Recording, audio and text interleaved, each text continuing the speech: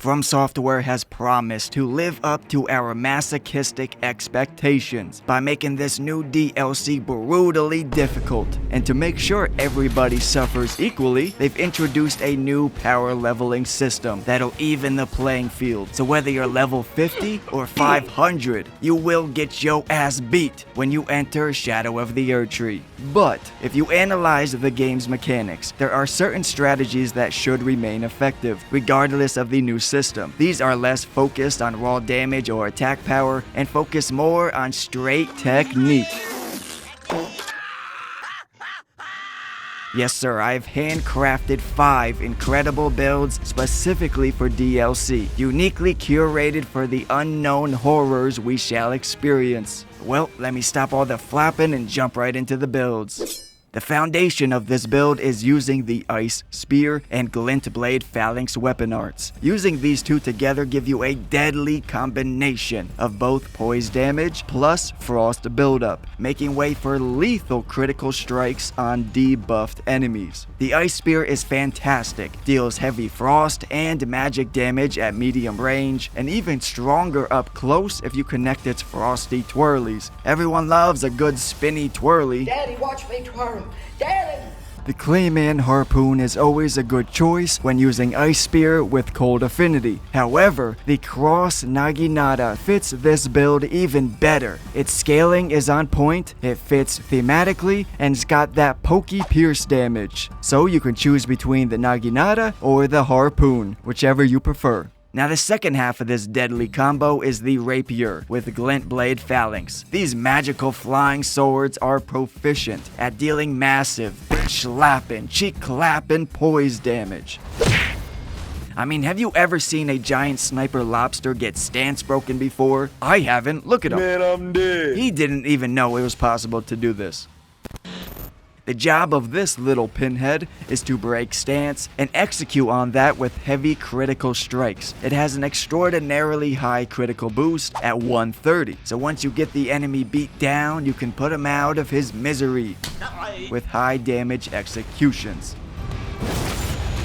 So as you can see, magic type damage is the majority of what we deal in here, so be sure to drink the blueberry flavored cracked tear to get them magical juices flowing. But that's not all, folks. You see, in PvE, you want to wield a Carrion Knight shield. These spear thrusting type weapons pair very well with a shield. But then I have an extra addition to spice things up for PvP. You see, in PvP, you can wield a cold lance in our left hand. Doing this for a couple reasons. Number one, for whatever reason, wielding the lance in your left hand specifically grants you near unlimited hyper armor, perfect for trading pokes. Number 2, Loretta's Slash. Turns the lance into a freaking lightsaber, boy! And whipping this weapon skill out in the middle of a fight is a great switch up to your fighting style. You be catching scrubs slipping.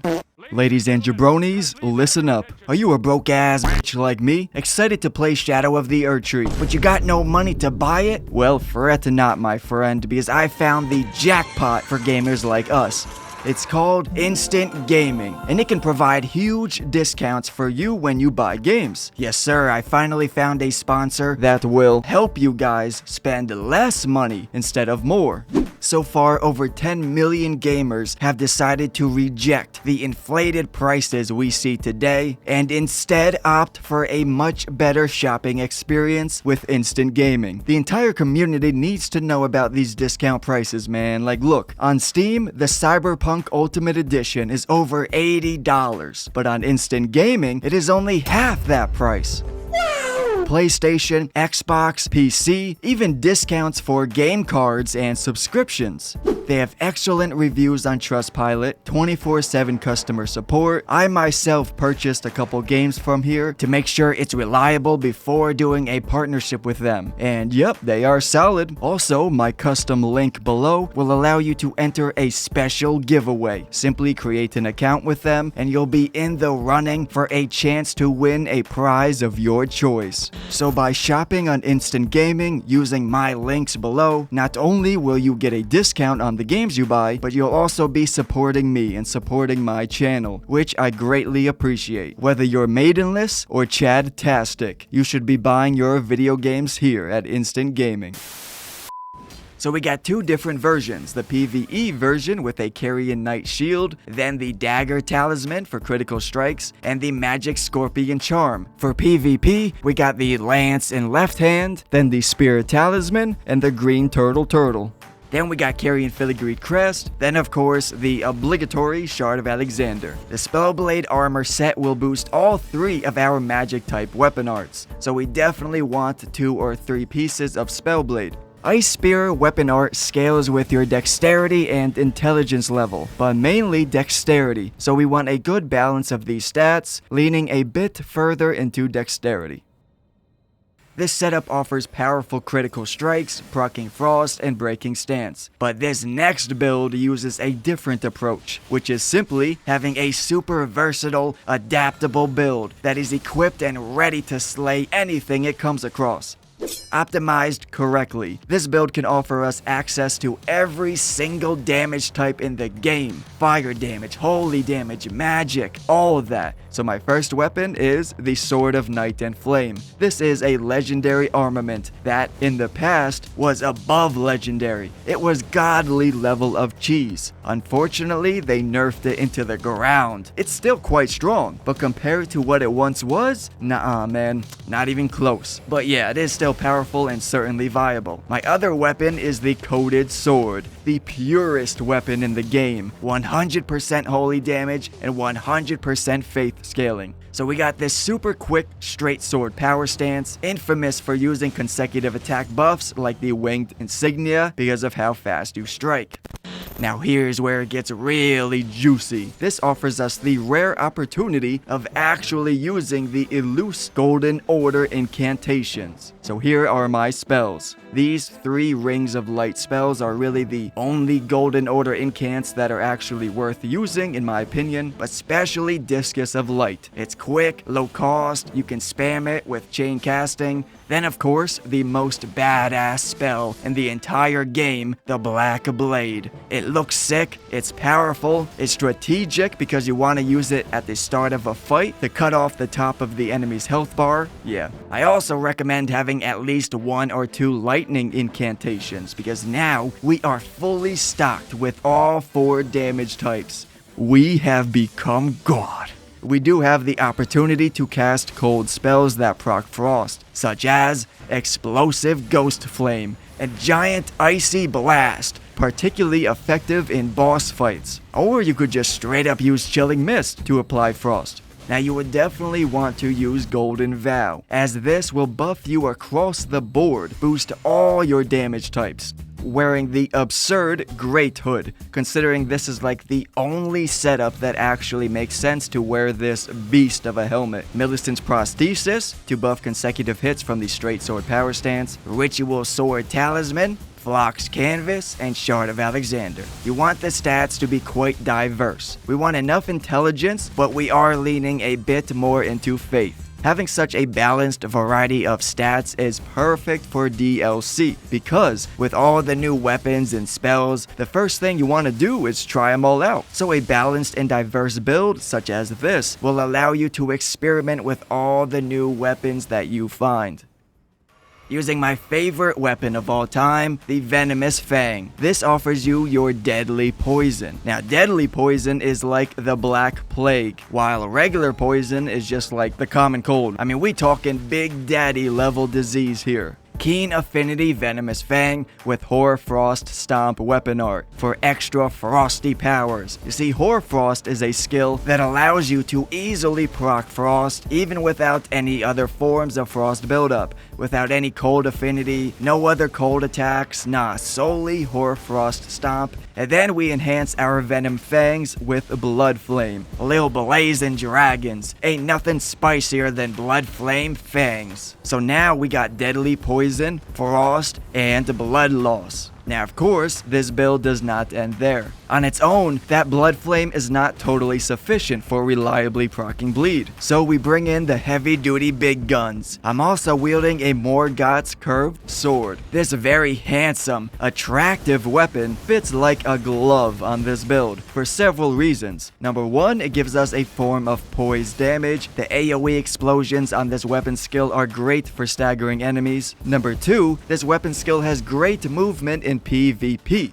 A swift burst, charging forwards with a follow-up slice, which is great for catching booty. And plus, Morgoth's curved sword scales mainly with dexterity and a bit of arcane. So yeah, this synergizes like a charm. Now if you do dive into PvP, I highly recommend getting rid of the Hoarfrost Stomp and instead do the Blood Infusion with the Beast Roar. Yes sir, Beast Roar is a great weapon skill for PvP. Using the Dragon Communion Seal, which boosts status buildup on status effect incantations, such as Frenzy Flame spells, and Frenzy attacks are especially effective in PvP. Yeah, Flame of Frenzy specifically is probably the best Frenzy spell for PvP. Now listen, I personally know what Frenzy Madness feels like, and I wouldn't wish it on my worst enemies. Take a look at this bald, wrinkly guy drinking orange juice. And... oh. But hey, if a friendly invader suddenly turns into a down-pointing menace to society, oh, it's fucking on! It's on! That level of disrespect calls for no mercy. Frenzy that bitch to death. These are all the spells that I'm using. Dude, I'm not gonna lie, this drip got it going. The Banished Knight helm fits beautifully with the Champion Pauldron and how it, covers up the right shoulder, which is usually uncovered. Yeah, I don't know, it's dope, bro. It's dope. We got both Lord of Blood and Kindred of Wrath Exaltation, so if you can proc both status effects, you got a ginormous buff. Then Shard of Alexander and Erdtree Favor. For stats, you focus on Dexterity, then throw the rest into Arcane and Vigor. Here we have the Ogre Samurai. You see, as a young swordsman, he had a bright future on his way to mastering the katana. However, something truly horrible happened. He fell into... oh god, I can't even say it. He fell into a TikTok rabbit hole. No! Focused around cannibalism. Hundreds of videos describing the immense benefits of cannibalizing your fellow human. He said, yes, this is the way. Screw training all day, I can just go eat people to become stronger. And so, his path of consumption had begun, devouring any poor souls that crossed his path. Wielding a heavy Omen Cleaver and a heavy Iron Cleaver. You see, this build is all about powerful heavy strikes, using cleavers for dismembering foes. In the same way he dismembered, then consumed his family and friends. Now both of these cleaver weapons have unique charged heavy attacks, which we will capitalize on. The Omen Cleaver's got that butchering knife style heavy, it's faster than normal heavy attacks, and grants you solid hyper armor. But the Iron Cleaver is even juicier. Like a straight savage, you run forward and perform a Detroit smash. Clapped this ogre so hard, he forgot how ugly he was for a second. Lion's Claw on the Omen Cleaver, because it is simply the best Ash of War in the game. It is absolutely broken in both PvE and PvP. Sit your ass down, boy! A little pro tip for the Iron Cleaver is using Bloodhound Step. You see, it's actually amazing for this, because you can scoot around, and then immediately follow up the dash with the Iron Cleaver's Charged Heavy. You gotta try it, bro. You gotta try it. It feels awesome.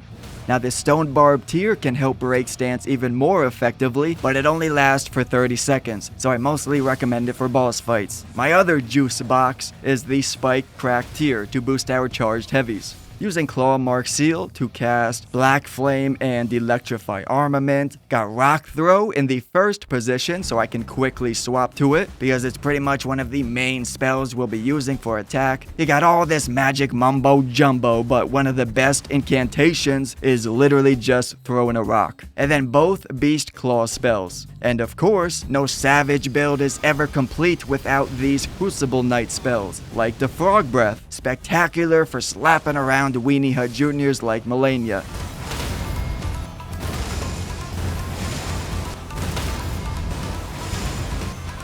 Electrify Armament for long-lasting extra damage, but we also have the Black Flame Enhancement. And even though its active duration is shorter than Joe Biden's attention span, and with with, I don't know. It is extremely potent during the few seconds it is active. I mean, Lion's Claw is already slapperific, but after the additional Black Flame, it's just diabolical.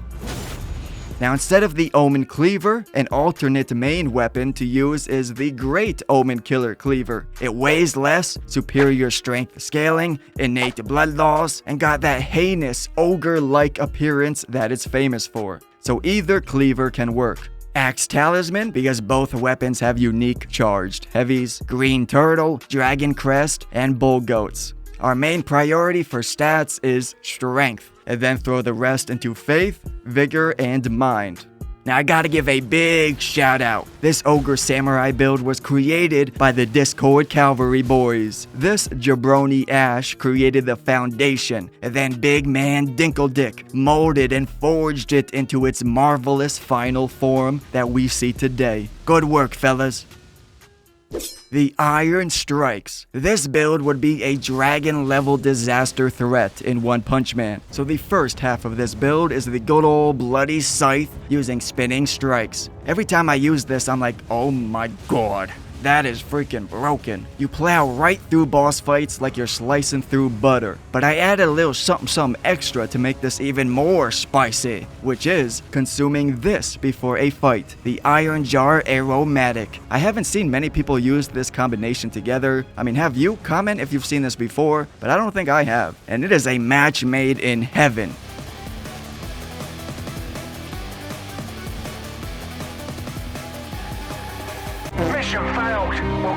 The other half of this build is dual-wielding bloody katanas with the Storm Blade Ash of War on the main hand Nagakiba. This provides you with ranged attacks. So the strategy here is to use katanas with Stormblade for roaming the world, having fun, exploring, taking out little scrubber dubbers, using that amazing dual katana moveset. But then when it's time to say, okay, I've had enough. Fuck this guy, he's fucking going down. Kill him. That's when you whip out the Iron Spinning Scythe and go to town. Of course, we want Lord of Blood Exaltation, Dragon Crest Great Shield so we can eat through damage. Then I got Great Jar Arsenal. For stats, this build is optimized for maximum damage. And now it is your turn. Please leave a comment below telling us what build you will be entering the DLC with. And drop a fat like if you made it this far in the video. But before you go, check out these videos on screen right here if you'd like to see even more spectacular builds. Thank you very much for watching, and I'll talk to you later. Stay golden.